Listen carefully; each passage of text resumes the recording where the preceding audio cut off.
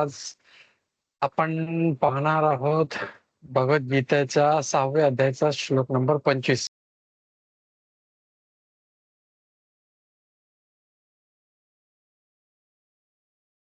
Okay. तर श्लोक वाचूया आपण. प्रार्थने चालू करूया आधी. ओम ज्ञानतिमिरान्धस्य ज्ञानाञ्जनशलाकया चक्षुरुन्मिलितं येन तस्मै श्रीगुरुवे नमः. श्रीचैतन्य मनोभीष्टं स्थापितं येन भूतले स्वयं रूप कदा मह्यं ददाति स्वपदान्तिकम्. वन्देऽहं श्रीगुरु श्रीयुतपदकमलं श्रीगुरुं वैष्णवांश्च श्रीरूपं साग्रजातं सहगणा रघुनाथान्वितं तं सजीवं साद्वैतं सावधूतं परिजनसहितं श्रीकृष्ण चैतन्यदेवं श्रीराधा कृष्णपादां सहगणा ललिता श्रीविशाखान्वितांश्च हे कृष्ण करुणा सिंधु दीनबंधु जगतपते गोपेश गोपिका कांत राधा कांत नमस्तुते. तप्त कांचन गौरांगी राधे वृंदावनेश्वरी वृषभानुसुते देवी प्रणमामि हरिप्रिय. वाञ्छाकल्पतरुभ्यश्च कृपा सिन्धुभ्येव च पतितानां पावनेभ्यो वैष्णवेभ्यो नमो नमः. हरे कृष्णा कृष्ण कृष्ण हरे हरे, हरे राम राम राम हरे हरे. मुखं करोति वाचालं पंगुं लंघयते गिरिं यत्कृपातमहं वन्दे श्रीगुरुदीनतारिणं परमानन्दमाधवं श्रीचैतन्य ईश्वरम्. नाना शास्त्र विचारणैक निपुणो षड्धर्म संस्थापको लोकानां हितकारिणो त्रिभुवने मन्यो शरण्याकरो श्री राधा कृष्ण पदारविंद भजनानंदेन मत्तालिको वंदे रूप सनातन रुजुग श्री जीव गोपालको. हरे कृष्ण. तर श्लोक आपण वाचत आहोत 6व्या अध्यायाचं, ज्याचं नाव आहे ध्यान योग. श्लोक नंबर 25. रिपीट करायचं तर रिपीट करू शकता. शनै शनैर उपरमेद.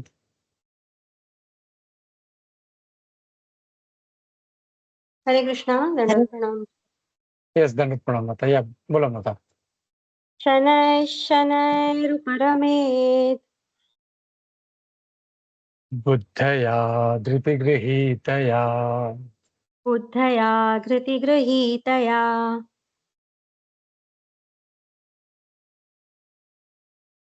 आत्मसंस्थं मनः कृत्वा आत्मसंस्थं मनः कृत्वा न किंचित अपि चिन्तयेत्. न किंचित् अपि चिन्तयेत्. परत म्हणतो ना. शनै शनैः उपरमेत् शनैः शनैरुपरमेत् बुद्धया धृतिगृहीतया बुद्धया धृतिगृहीतया आत्मसंस्थं मनः कृत्वा आत्मसंस्थं मनः कृत्वा न किंचित अपि चिन्तयेत्.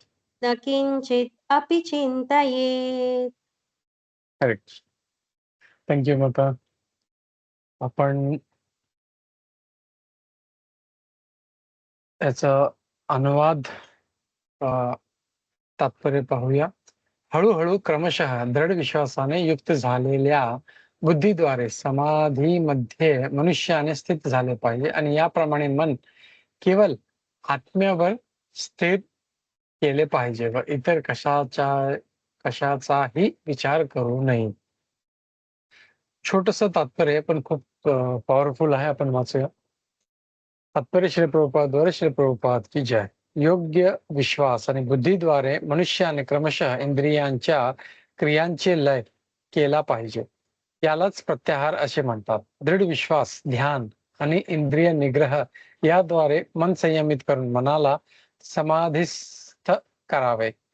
त्यावेळी देहात्म बुद्धीमुळे प्रभावित होण्याची शक्यता राहत नाही. दुसऱ्या शब्दात सांगायचे तर भौतिक शरीर असेपर्यंत जरी मनुष्याचा भौतिक प्रकृतीशी संपर्क असला तरी त्याने इंद्रिय तृप्ती करण्याचा विचार करू नये. परमात्म्याच्या आनंद व्यतिरिक्त इतर कोणत्याही आनंदाचा त्याने विचार करू नये. कृष्ण भावनेच्या प्रत्यक्ष आचरणाने ही स्थिती सहजपणे प्राप्त होते. हरे कृष्णा. श्री प्रभुपाद की जय. तर आजच्या श्लोक मध्ये आपण पाहत आहोत इथे मी शेअरिंग स्टॉप करतो.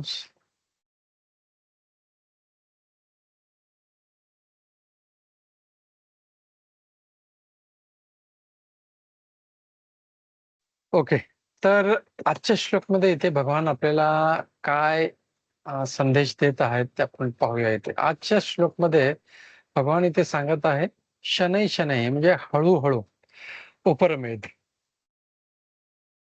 बुद्धया धृती गृहीतया म्हणजे हळूहळू आपल्याला आपल्या बुद्धी लावून, धृती म्हणजे पेशन्स याने आपल्याला सॉरी पेशन्स म्हणण्यापेक्षा ठामपणा, कन्व्हिक्शन हे हे असावं. आणि आत्मसंस्थान म्हणजे आपल्या जे जसे इथे सांगितलं आहे ते भगवंतावरती आपल्याला ध्यान लावलं पाहिजे. आणि काय केलं पाहिजे, मन कृत्वा न किंचित अपि चिंतयेत. आणि तसं करून त्याने बाकी दुसरा कशाचाही विचार नाही केला पाहिजे. So he should not think of anything else. म्हणजे आणि हे कसं केलं पाहिजे, एक एक तर ही गोष्ट आहे याच्यामध्ये हळूहळू. म्हणजे असं नाही सांगितलं की आजपासून आपल्याला भक्त बनायचं आहे तर टू नाईट म्हणजे ओव्हरनाईट आपल्याला चेंज व्हायचं आहे. स्लोली स्लोली आपल्याला हळूहळू भक्तीमध्ये आपल्याला पुढे जायचं आहे. बुद्धया बुद्धी लावली पाहिजे आणि कन्व्हिक्शन याने आपल्याला म्हणजे ठामपणाने आपल्याला भक्तीमध्ये पुढे जात राहिलं पाहिजे. तर इथे प्रभुपादजी पण पर्पटमध्ये भरपूरशे पॉइंट्स सांगत आहेत ते आपण पाहणार आहोत. तर इथे तात्पर्यामध्ये प्रभुपाद भरपूरशा गोष्टी सांगत आहेत आपल्याला की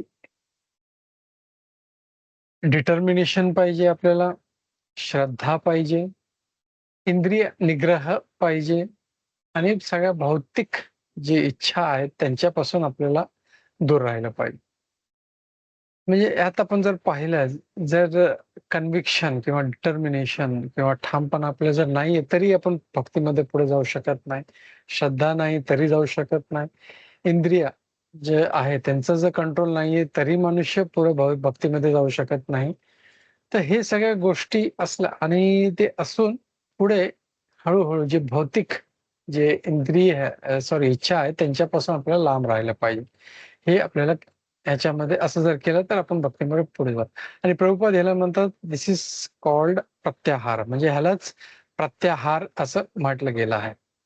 तर जे आपले जे इंद्रियाचे जे गतिविधी आहेत, सेन्स ऍक्टिव्हिटीज आहेत ते आपल्याला हळूहळू हळूहळू ते कमी करायचे आहेत. म्हणजे समजा आता सिंपल एक उदाहरण घेतलं आपल्याला प्रसाद खायचा आहे. तर सडनली आपण सगळं बाहेरचं खाणं म्हणजे कोणाला सांगितलं तू सगळं बंद करून टाक, पिझ्झा, पास्ता कुठे जाऊ नको बाहेर.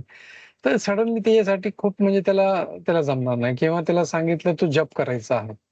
तर अचानक सगळं सोडून तो काय जे काही कार्य करत आहे, त्याचं भौतिक कार्य करत आहे. बाहेर फिरणे, मित्रांबरोबर. सडनली सगळं सोडून तो म्हणजे एका ठिकाणी बसून तो जप करू शकत नाही. तर त्याच्यासाठी कसं केलं पाहिजे, हळू-हळू, हळू-हळू त्यांनी आपल्याला मनाला कंट्रोल करून मग ते केलं आणि त्याला प्रभुपाद म्हणतात ह्यालाच म्हणतात प्रत्याहार. तर हे जे आपले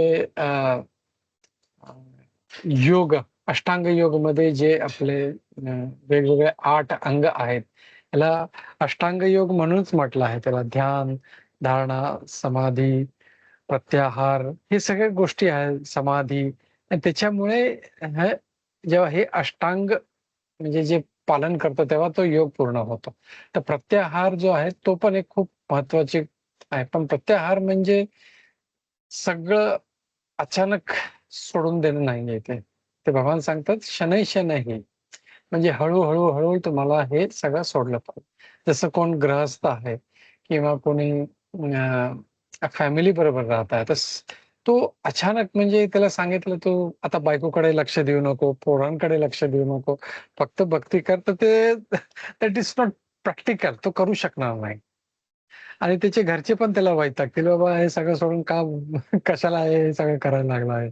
तर स्लोली ते आणि असं जर केलं तर त्याचं मन त्याचं लागेल, त्याच्या घरवाल्यांचं पण मन लागेल आणि हळू ते सगळे भक्तीमध्ये एकत्र पुढे जाऊ शकतात.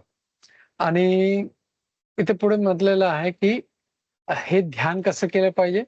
इंद्रियापासून हळू जेव्हा काय आपले त्याचे जे त्याचे जे इंद्रियांचे जे तसं आपल्याला माहिती आहे वेगवेगळ्या इंद्रिय आहेत. आपले 5 इंद्रिय आहेत. डोळ्याने बघणे, म्हणजे हाताने स्पर्श करणे, जिव्हाने टेस्ट करणे. तर हे सगळं तो बऱ्याचशा गोष्टीमध्ये वापरत आहे. तर ते हळू आपल्याला भगवंताच्या सेवेमध्ये लावा. जसं आपण बऱ्याच वेळेस पाहिलं उदाहरण आपले अमरीश महाराज. अमरीश महाराज ते फक्त भगवंतांचे जे आपल्या डोळ्याने फक्त भगवंताचे दर्शन करायचे. हाताने फक्त ते भगवंताचे जे मंदिर जे आहे मंदिर मार्जन. पाय फक्त भगवंताचे जे धाम आहेत तिकडे जाण्यासाठी वापरायचे. तर ॲक्चुअल जो पर्पज आहे, तो आपले सर्व इंद्रिय भक्तीमध्ये लावण्यासाठी आहे. पण जो ऑलरेडी जो भौतिकतेमध्ये बुडालेला मनुष्य आहे, जो व्यक्ती आहे किंवा एक जो आत्मा आहे, त्याला अचानक त्याला त्याचं ट्रान्सफर तो करू शकत नाही. तर म्हणून हळू इथे भगवान सांगतात त्याने ते केलं पाहिजे. आणि जर असं जर केलं तर हळू मग तो समाधीकडे पण जाईल तो. प्रत्याहार जर असं करत राहिला तर then slowly he will go to samadhi. आज पण आपण पाहतो बऱ्याच वेळेस जर आपण सांगितलं कोणाला समाधी, ध्यान लाव, तर ध्यान नाही लावू शकत तो.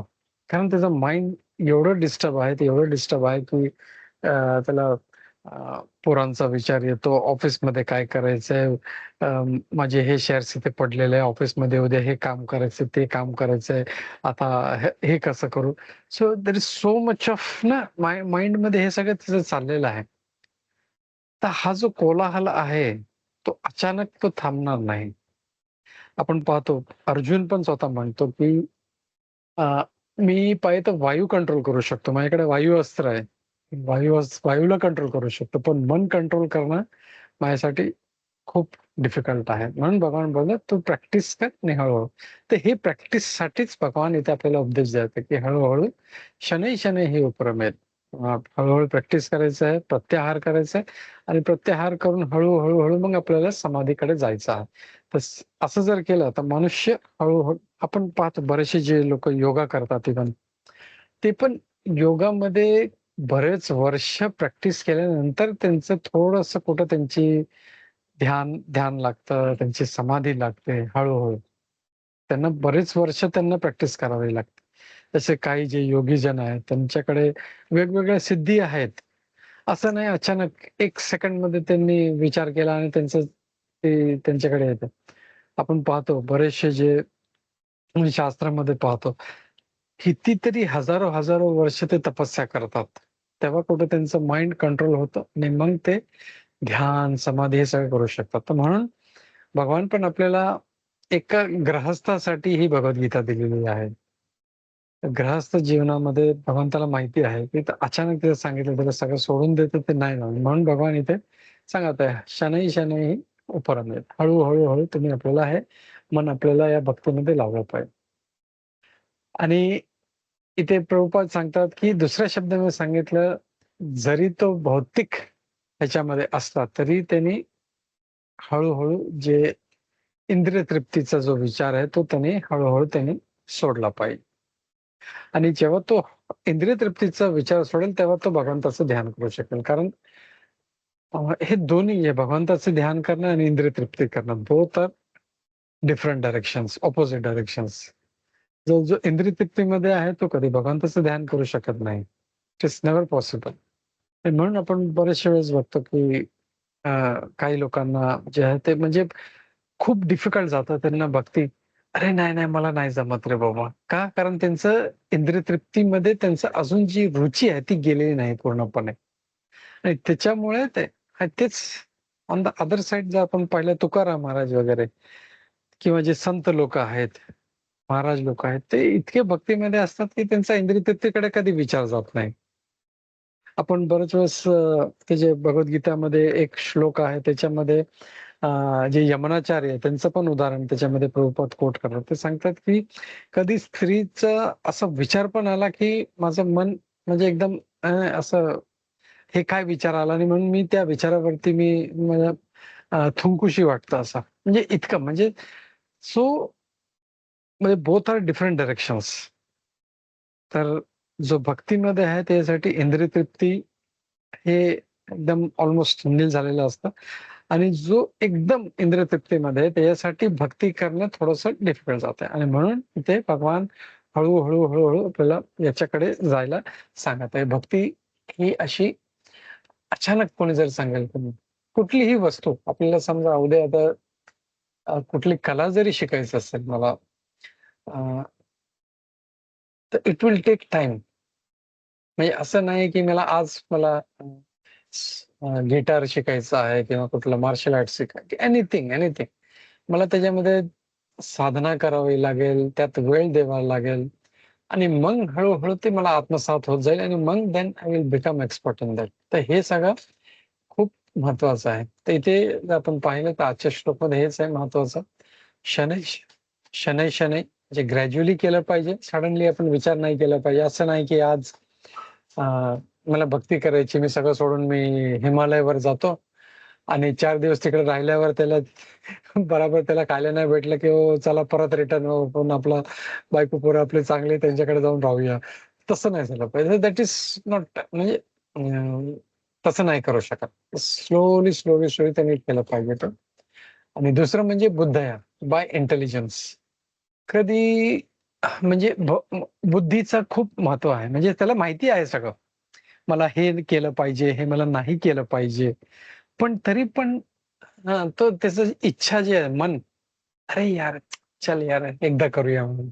आज हे काम करूया, आज ते काम करूया." त्याला माहिती आहे चुकीचं आहे, ते नाही केलं पाहिजे. असं बऱ्याचशा लोकांना माहिती आहे cigarette it's dangerous to health. Alcohol is dangerous to health. सगळ्यांना माहिती आहे. पण स्टिल म्हणजे ते अरे यार, एक वेळेसनी काय होतंय?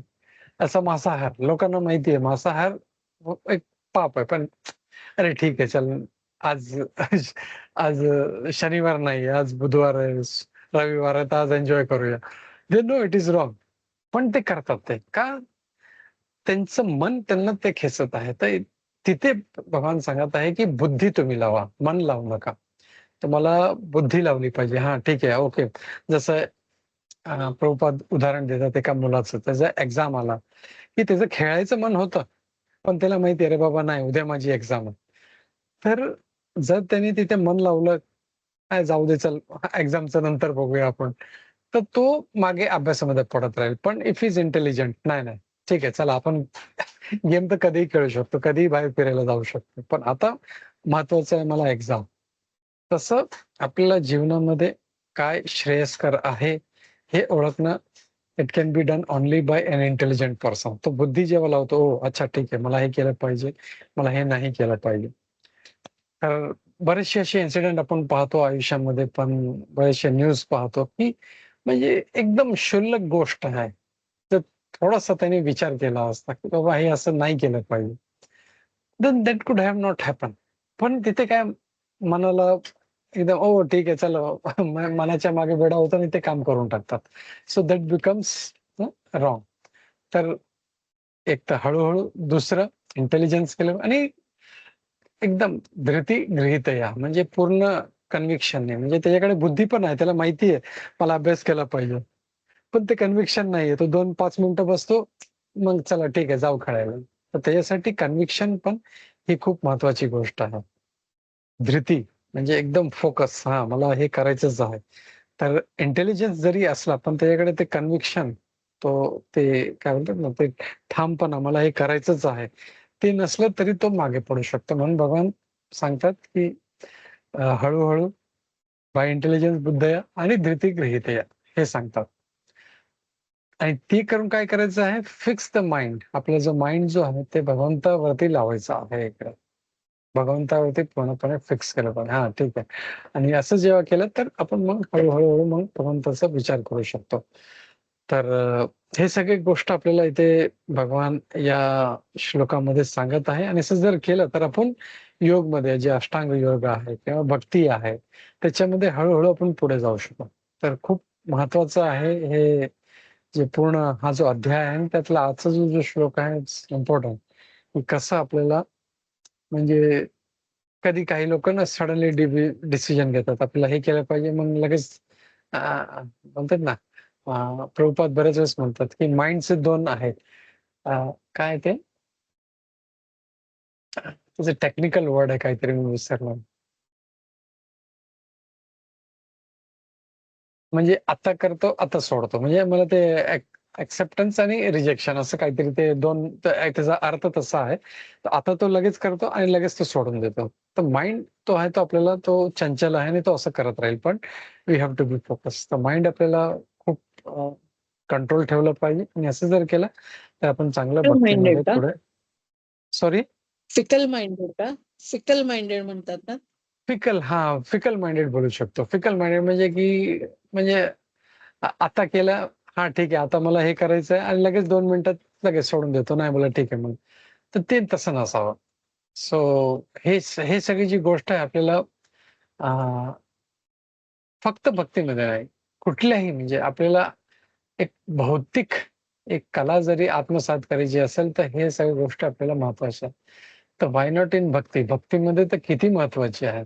So it's very, very important आणि म्हणून आपल्याला खूप फोकस राहणे हे याचंच जे इन्स्ट्रक्शन आपल्याला भगवान देत आहे, की आपल्याला 3 गोष्ट हळू-हळू एकतर ग्रॅज्युअली केलं पाहिजे, बुद्धीने केलं पाहिजे आणि ठामपणाने कन्व्हिक्शनने केलं पाहिजे. तर हे आपल्याला आजच्या श्लोकमध्ये शिकायला भेटतं. तर मी थांबतो इथे आणि कोणाला काही प्रश्न असतील किंवा काही डाउट्स असतील तर आपण घेऊया. हरे कृष्ण.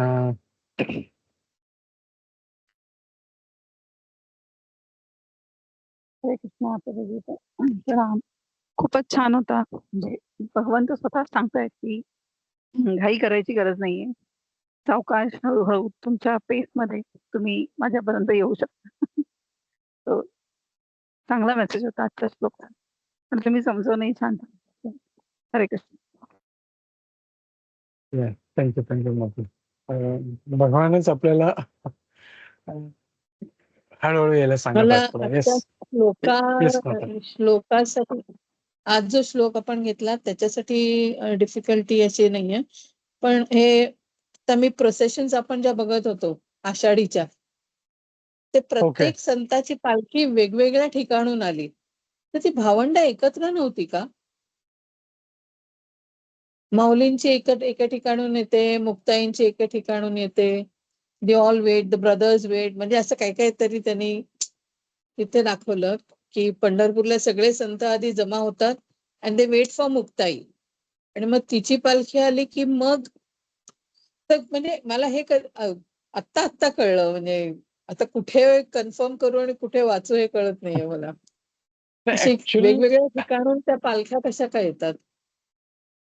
मे बी ते तिथे बेस्ट असतील, म्हणजे त्यांची ती जी डेटी आहे ना किंवा जे त्यांचा जो विग्रह आहे तो तिकडे असेल वेगवेगळ्या ठिकाणी आणि मग ते तिकडून निघत असतील ते तसं. म्हणजे एक बाजूने ह्यांची, एक बाजूने ओके. ज्ञानेश्वरांची, एक बाजूने मुक्तांची. कारण ती तर केवढी लहान असणार. हेच स्वतः ज्ञानेश्वरच स्वतः केवढे लहान होते. किती तर लहान ती होते. तर हा, ते सर्वात धाकटी म्हणजे तर किती लहान असेल, ती किती थोडी लहान एकटी राहील. असेल. हा, करेक्ट. म्हणजे मला असं कन्फ्युज झालं. म्हटलं हा विचार कधी केलाच नाही की अशा वेगवेगळ्या ठिकाणून पालख्या काय येतात. हा, जसं आता आपण पाहतो ना, आपले जे भगवंताचे विग्रह आहेत, एक कधी काही जे भगवंताचे विग्रह ते जयपूरला गेलेत, काही वृंदावनमध्ये आहे. तर तसं त्यांचं ते विग्रह जो आहे तो तिकडे गेला असेल आणि म्हणून ते तिकडून मग तसं आणत असतील. बोला आज हे इकडून येईल, हे इकडून येईल, असं तसं होतं. बट स्टील एनिवे आपण कोणातरी विचारूया. मला पण एवढं खास डिटेल म्हणजे त्याच्याबद्दल. मला आता केव्हापासून असं होत होतं. म्हटलं हे असं का असेल. पण मला आता कोणाला विचारू हे कळत नाहीये. विचारू. बाकी कुणाला माहिती असेल, हेमांगिनी माताजी, प्रतिमा माताजी, दीप्ती माताजी, म्हणून मी म्हटलं ग्रुपवर विचारूया. कारण असं ग्रुपवरती वाचलेलं विचारूया. असतं किंवा ऐकलेलं असतं, असं असतं ना बऱ्याचदा. हरे कृष्ण प्रभू. प्रभूजी, मला असं वाटतं की त्यांच्या समाध्या वेगवेगळ्या ठिकाणी आहेत ना. कोणाची देहूला आहे, कोणाची आळंदीला आहे, कोणाची म्हणजे वेगवेगळ्या ठिकाणी समाध्या आहेत, म्हणून कदाचित असेल असं मी आपल्या लॉजिकली. पॉसिबल आहे. मी पण तेच, मला पण तेच वाटतंय.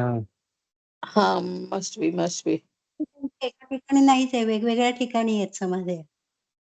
करेक्ट. हो हो आणि म्हणून त्या ठिकाणावरून मग ते निघतात मग ते. मे बी तिकडून प्रत्येक त्या त्या गावातून येत असतील. हे- करेक्ट आहे. युअर माताजी, यू आर राईट.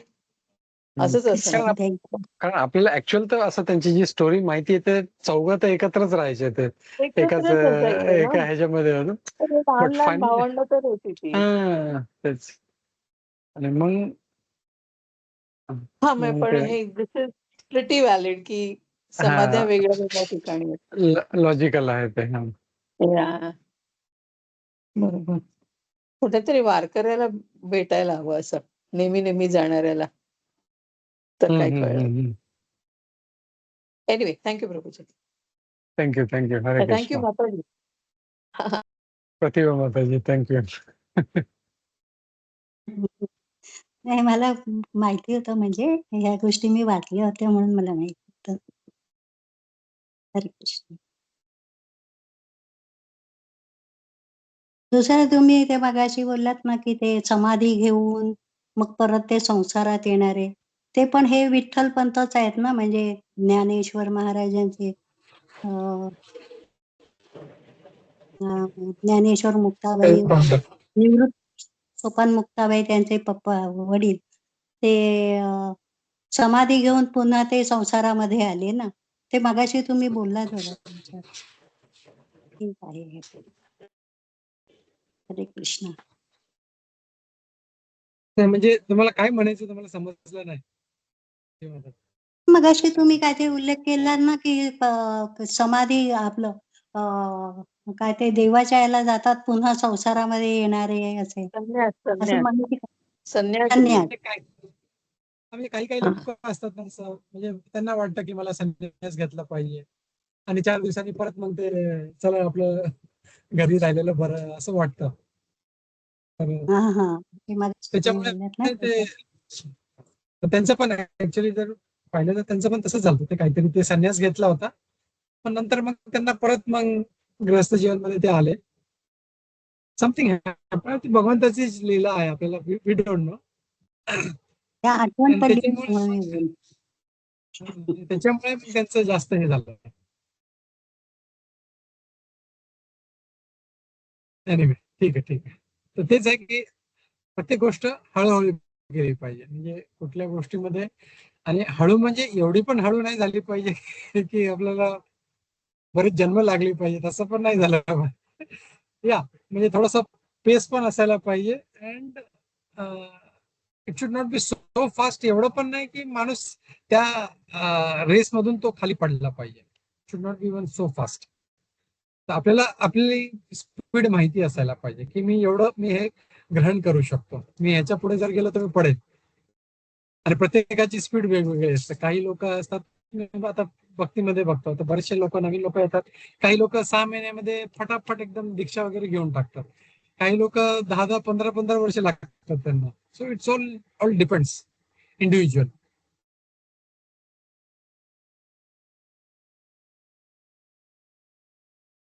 हरे कृष्ण. ठीक आहे, चला खूप खूप धन्यवाद सर्वांचा. वंदना माताजी, तुम्हाला बरंच मिस करत होतो आम्ही. खूप बरं वाटलं तुम्ही जॉईन केला. हरे कृष्ण. चला. Same year Prabhuji. मी पण खूप मिस केला क्लास, पण जरा अशक्य होतं जॉईन होणं. ठीक आहे, चलो देन विल स्टॉप हिअर. आपण थांबूया इथे आणि पुढच्या गुरुवारी भेटूया. भगवद्गीता यथारूप की जय. श्रील प्रभुपाद की जय. जय श्री कृष्ण. हरे कृष्ण. हरे कृष्ण. खूप खूप थँक्यू धन्यवाद. प्रभूजी. हरे थँक्यू. थँक्यू प्रभू. थँक्यू दीप्ती माताजी, प्रतिभा माताजी, वंदना माताजी, हेमांगिनी माताजी. खूप खूप धन्यवाद. हरे कृष्ण. हरे कृष्ण. हरे कृष्ण. दंडवत प्रणाम. हरे कृष्ण. चला मीटिंग क्लोज करतो. हरे कृष्ण.